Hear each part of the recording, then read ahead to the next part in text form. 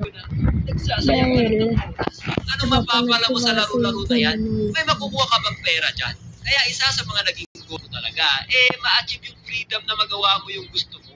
Yung wala kang sinusunod na oras, malaya ka kung anong oras mo gusto matulog at gumising.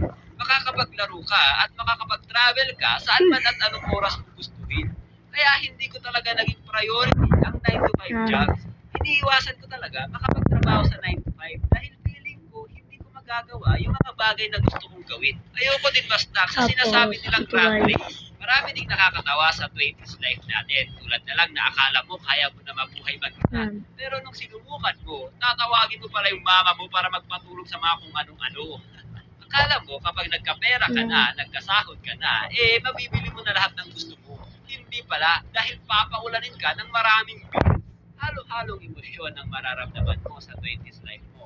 Maaaring masaya, malungkot, nakaka-excite, at minsan, you feel shit, man. Sabi nila, itong era na to, ang time na magandang mag-experiment. Gawin mo yung mga bagay na gusto mong gawin. Mag-fail ka man sa isa, hanap ka agad ng bagay kung saan tingin mo makapagbibigay value sa buhay mo. Kaya sa mga nasa 20s ngayon, good luck! Sana mahanap nyo yung mga bagay na makakapagbigay purpose sa buhay nyo. Yun lang. Bye-bye. Bye-bye.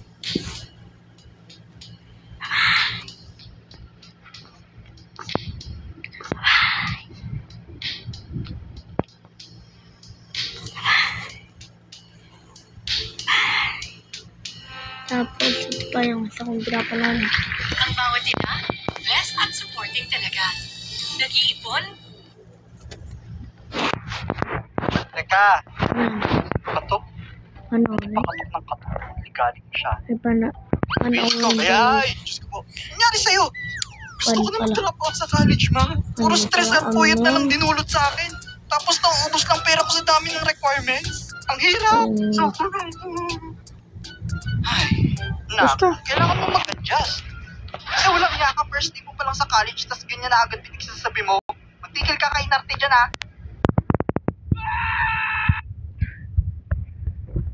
Napakalaking culture shock sa akin ang pagtungtong ng college galing high school. Napakarami nagbago. Una, full day na pasok. Ang pasok ko mula elementary hanggang nung nag-high school ako ay full day lang. Either 6 a.m. to 12 noon or 1 p.m. to 7 p.m. May time pa ako para makapag-dota either sa umaga or hapon. Stan mo siya ka. Ganun kasi karamihan ng public school. So, ganun ang nakasanayan ko. Nung nag-college na ako, may pasok kami noon na 7 ng umaga hanggang 7 ng gabi. Aalis ka ng madilim pa ang langit. Uuwi ka ng madilim pa rin ang langit. Kaya sobrang nakakapanibago talaga. Naalala ko pa noon, nung mga unang araw, dahil nga sa di pa ako sanay, alas 3 pa lang ng hapon, pikit na mata ko. Mr. Vince, what is architecture? Yeah. Hindi ko na lang yung bibilhin dito.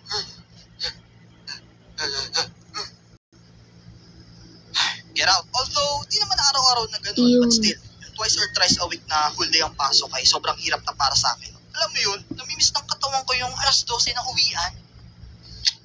Yun, alas 12 na, uwian na ha.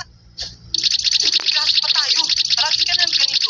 Pangalawa, yung pa-iba-ibang schedule ng subject sa bawat araw. Ewan ko, isa to sa mga adjustments na medyo nahirapan ako. Kasi syempre, mula elementary to high school, iisa lang ang schedule namin sa kada araw. Tapos nung nag-college, bigla na lang magugulo sistema ko. Gaya nga nang nabanggit ko kanina, di araw-araw na whole day ang pasok ko ng first year college. Iba-iba. Monday, whole day. Sa Tuesday naman, half day. Then sa Wednesday at Thursday, whole day na naman. Then pagka Friday, half day na ulit. Tapos may Sabado nga pala kami. Yung Sabado, isang subject lang. Parang papasok ka lang para huminga. Huminga. Ako nang hininga ang putin. Ang pinaka-hassle para sa akin nun is yung gising kong paiba-iba kada umaga. Halimbawa, ang pasok ko ng Monday is 8 a.m. Then Tuesday bilang 1 p.m. Then Wednesday 7 a.m. So ang ganap, ganito.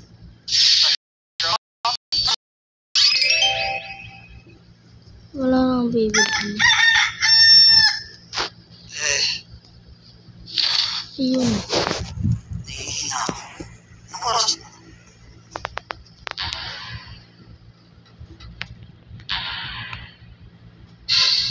What? 8 a.m. na? Late na ako. Yan. Few moments later. Nung araw na yun, 1 p.m. pa talaga dapat ang pasok ko.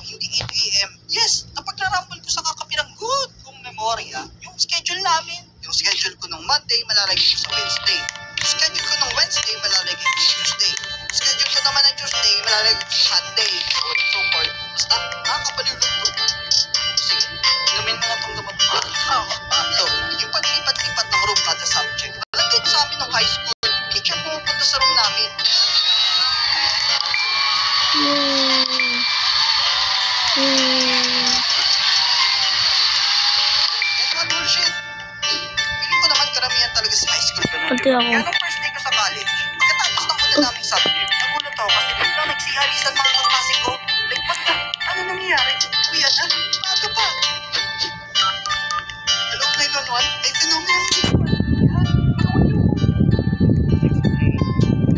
Bigla na lang nagsisilabasan mga kaklase ko pagkatapos ng una naming subject. Tama, nasa college ko. Since lahat kasi na nagsilabas, hindi lumabas na rin ako. Then, tinanong ko yung isa sa mga kaklase ko na meron.